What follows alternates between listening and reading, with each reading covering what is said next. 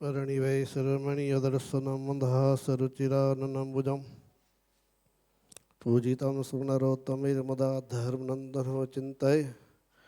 ઈષ્ટદેવ ભગવાન શ્રી સ્વામિનારાયણ, સ્વામિનારાયણ ભગવાન હસ્ત પધારેલો શ્રી નરનારાયણ દેવ, ભગવાન સ્વામિનારાયણ ધોલેરામમાં પધારેલો શ્રી મદન મોહનજી મહારાજ, ઘનશ્યામ મહારાજ, આદિક ભગવત સ્વરૂપો, કથાના વક્તા મહોદય શ્રી હરિપ્રકાશ સ્વામી, ધોલેરા મંદિરના મહંત સ્વામી, કોઠારી સ્વામી, દેશ દેશથી પધારેલા તમામ ભક્તો, કથાના જજમાન શ્રી પ્રવીણભાઈ વડદલાવાળા, તપસ્વી સાંકજુગવા, કથા પ્રેમી ભક્તોને હેતપૂર્વક નરનાર દેવની સમૃદ્ધ સહિત જય સ્વામિનારાયણ, જય સ્વામિનારાયણ.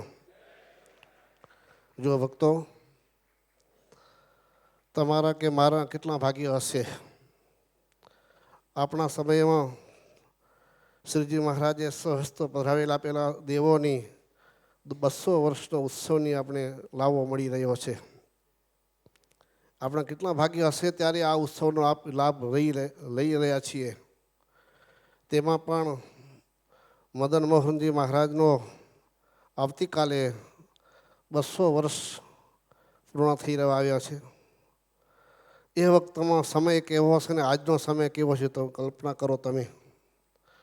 શ્રીજી મહારાજે આ પુરુષોત્તમ પ્રકાશમાં તો ધોલેરાનો મહિમા, મદન મોહનજી મહારાજનો મહિમા 3 પ્રકારમાં કયો છે: 33, 34 ને 35.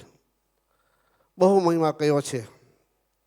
એ સમય એવો હતો, મહારાજે કીધું કે અહીંયા મદન મોહનજી મહારાજ ક્યાં પધરાવશો કે જે અમે થાળ જમ્યા છે એ જગ્યા ઉપર દેવને પધરાવજો અને એ જગ્યા જ મંદિર કરજો.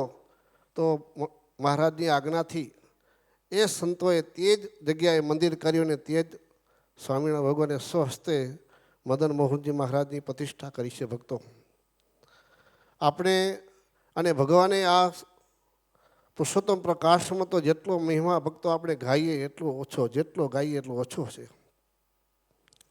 મીઠા જળનો સમુદ્ર ભર્યો હોય ને એમાં જેટલું આપણે પાણી પીએ, કોઈ પણ પાણી પીએ તો એનો કોઈ વર્ણન ન કરી શકે.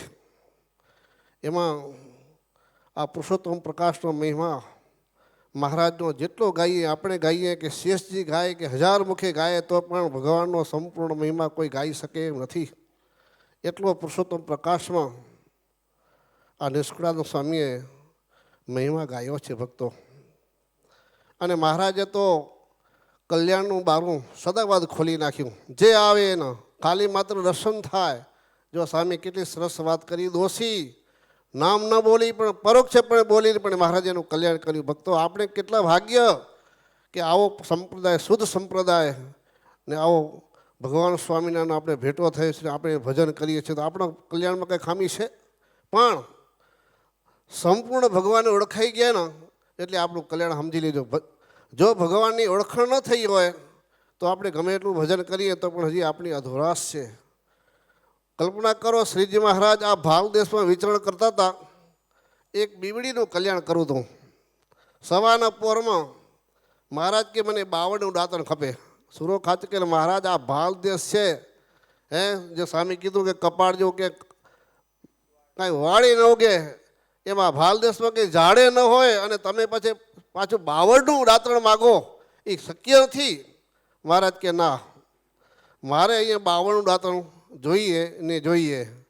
હવે ભગવાનની એટલે સુરો ખાતેથી વિચાર્યું કે હવે તો મહારાજ બોલ્યા એટલે કે શોધ તો કરવી પડશે.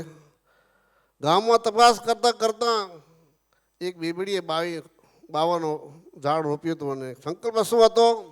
અલ્લાહ માગે તો દેવું છે, નકો નહીં. તો સુરા ખાચરને દેખ્યામાં આવ્યું અને બીબડીને કહ્યું આ દાંતણ જોઈએ. બીબડી કે અલ્લાહ માટે રાખ્યું છે, અલ્લાહ આવ્યા છે. તો હાલો હું આવીશ. દાંતણ આપ્યું અને મહારાજ કે મુક્તાનંદ સ્વામીને હારે કલ્યાણ. કલ્પના કરો ભક્તો, શું ભજન કર્યું હશે, નિયમનું પાલન કર્યું હશે. પણ સુરો ખાતે કે મહારાજ તમે બહુ હદ કર્યો. મહારાજ કે મને ઓળખી લીધા ને? મને જે ઓળખી લે ને એનું કલ્યાણ. ભક્તો, આપણે ભગવાન સ્વામીને ઓળખ્યા છીએ એટલે જે બેઠા છીએ ને આ મદન મહારાજનો પાટોત્સવ કરવા આવ્યા છીએ એટલે ભક્તો આપણે જે ભગવાન મળ્યા છે એનો ભગવાનનો મહિમાનો કેફ રાખી હું સ્વામિનારાયણનો છું. બીજો જેવો તેવો નથી, હું રાજાનો દીકરો છું. ભગવાને સ્વામિનારાયણ 6 મંદિર આપ્યા ને એ મારા માટે શીરસાટે છે. એવો જ્યારે આપણે નિશ્ચય હોય ને મહારાજનું ભજન કરીએ કદાચ ભગવાન કે મારા ભક્તને હું ગુના જોતો નથી. અંત સમયે 100 સદગુરુનું જ્ઞાન આપીને પણ મારું અક્ષરધામ આપું છું. એવા પુરુષોત્તમ ભગવાન દયાળુ આપણે મળ્યા છે, તેના આપણે આશ્રિત થયા છીએ ને ભજન કરી છે ને એટલે આપણે બહુ મોટો ભાગ્ય છે. બસ સાથે સાથે પ્રવીણભાઈએ છે લંડનથી આવીને આવો એક તક ઝડપી લીધી. તક મળે પછી નાણે ન મળે. પ્રવીણભાઈ વિચાર્યું કે 200 વર્ષનો પાટોત્સવ આ તો લોકો ડિસેમ્બરમાં લઈ જવાના છે અને મહારાજે પધરાવ્યા છે વૈશાખ સુદ 13ના દિવસે, એ ઉત્સવ તો મારે કરવો છે તો એને તક ઝડપી લીધી. આવું ધન્યવાદ છે એને, એના ફેમિલીને પણ ધન્યવાદ છે. બસ ભગવાન પાસે પ્રાર્થના કરીએ એનું સ્વાસ્થ્ય નિરોગી રહે. આપ સૌ હરિભક્તોને ભગવાનનું ભજન કરો છો, વિશ્વ ભગવાનનું ભજન થાય, આપણું સ્વાસ્થ્ય નિરોગી રહે ને ખૂબ મહારાજ તમારું પસંદ થાય. અંતકાળે મહારાજ તમને સૌને એનું ચરણનું સુખ આપે એવા શુભવાસ સાથે બધાને જય સ્વામિનારાયણ.